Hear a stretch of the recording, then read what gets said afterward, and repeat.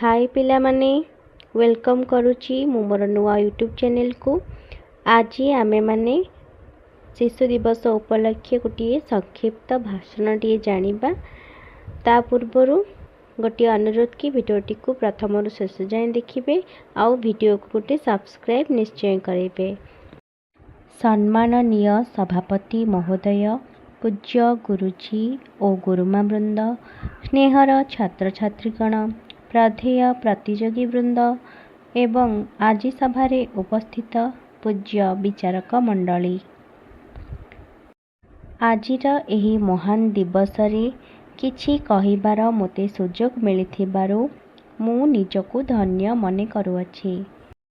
आजि हेउछि आम देशर प्रथम प्रधानमंत्री पंडित जवाहरलाल नेहरूंको जन्म दिवस।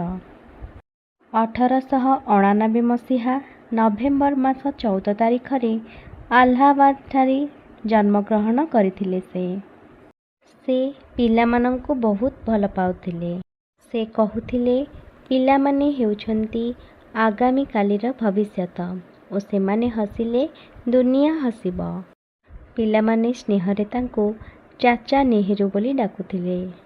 से सर्वदा शिशुमानंकर चरित्र और भविष्यत नहीं चिंतित थिले। 1964 मसीहा मे मास 27 तारिख रे तांकर देहांत होइथिला। शेषरे मु सेही महान व्यक्तिंक पादपद्म रे प्रणाम जणाई मोर वक्तव्य शेष करुछि। जय हिंद, जय भारत।